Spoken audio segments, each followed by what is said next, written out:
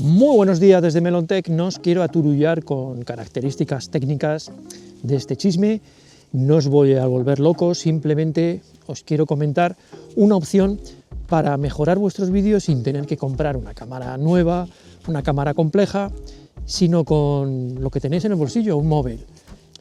Y enseñaros un poquito qué opciones tenéis o cómo podéis mejorar vuestros vídeos con un simple gimbal.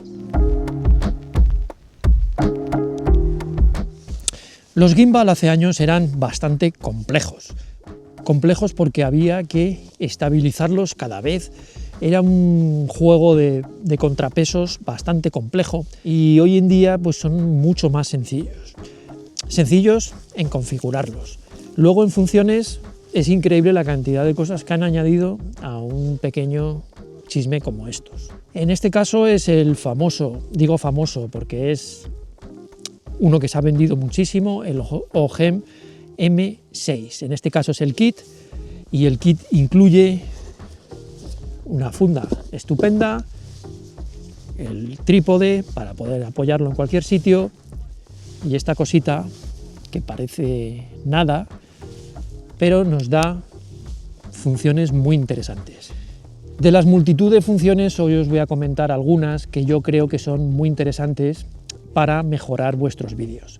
Además de la estabilización, lógicamente, en diferentes formas, en modo seguimiento, en modo gimbal fijo o no, que no voy a entrar porque tenéis muchísimos vídeos donde lo explican, yo sí me gustaría mencionar sobre todo el seguimiento, porque es muy útil para grabar a uno mismo cuando va caminando, pero también a otras personas. A las otras personas no les tienes más que decir que hagan este signo y se pondrá a seguirlos, lo cual es practiquísimo porque tú puedes ir moviendo el gimbal, puedes seguir a esa persona y no vas a tener que estar siempre mirando si lo tengo centrado o no, sino que se va a encargar este aparatito.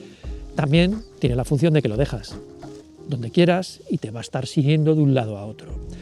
Activarlo, como digo, sencillísimo. Desactivarlo, que te los aprendes en un momento, verás una lucecita verde que se enciende, se pone en rojo si está desactivado y verás cómo te sigue y te sigue sin ningún tipo de problema. Esta función de timelapses también la encuentro estupenda, no solo para hacer un timelapse de las nubes moviéndose, del atardecer, lo puedes programar desde 1 minuto en adelante, todo perfecto, pero también si queremos darle un poco de vida al vídeo, podemos poner que el timelapse comience y nosotros pasar andando y darle una movilidad al vídeo, que no sea estático en un trípode. Un estabilizador de estos también nos va a ayudar muchísimo a hacer las típicas panorámicas, las verticales o tilts, como le queráis llamar. No os liéis en diagonales y cosas porque son complejas, porque visualmente no quedan tan bien. Pero sí podemos hacer los dolly, acercarnos, alejarnos, todo este tipo de movimientos siempre muy suaves. Andamos de todas formas, aunque tengamos un estabilizador, andamos con suavidad, sin volvernos locos, y las imágenes van a resultar increíbles. Ahora me gustaría hablar de otros beneficios de un gimbal, porque no solo son todas estas funciones que nos vuelven locos, sino que hay una muy importante que es la calidad de imagen. Estos sensores de las cámaras pequeñas, en todos estos dispositivos la estabilización es digitalizada.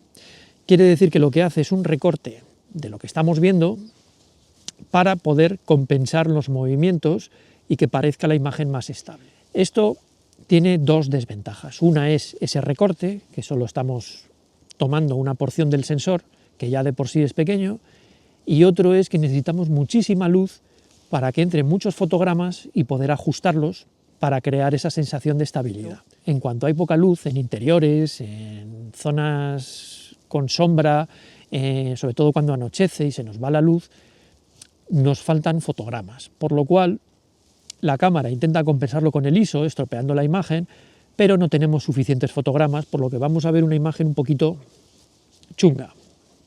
Y esto en un estabilizador es lo que nos va a aportar. Podemos desactivar el estabilizador digital, con lo cual tenemos una imagen más pura. Nos va a beneficiar muchísimo en situaciones en interiores, con baja luz, donde las imágenes se van a ver mucho mejor. Os puede sonar complejo todas estas funciones que tiene, pero bastante simple. un botón de accionamiento para grabar, esto para dirigir un poco, y luego tiene un gatillo detrás que es de los más interesantes, ya que según las pulsaciones nos vale para diferentes funciones. Si mantenemos pulsado, entra en modo Sport y como veis se mueve rápidamente con nosotros.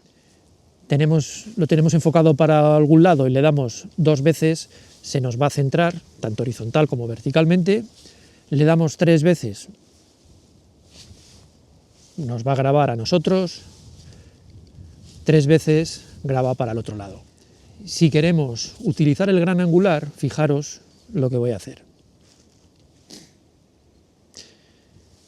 Como veis, este motor de aquí ha pasado a estar delante. ¿Qué ocurre? Que si puede que veamos en circunstancias esta parte de aquí, ya que la cámara queda aquí. Entonces, ¿qué hacemos? Pasar este motor detrás, con eso con 4 veces. Ya está, ya hemos pasado el motor detrás y ya no tenemos nada delante. Que disfrutéis de grabar por ahí, fuera, si podéis, y que nos vemos en el próximo vídeo.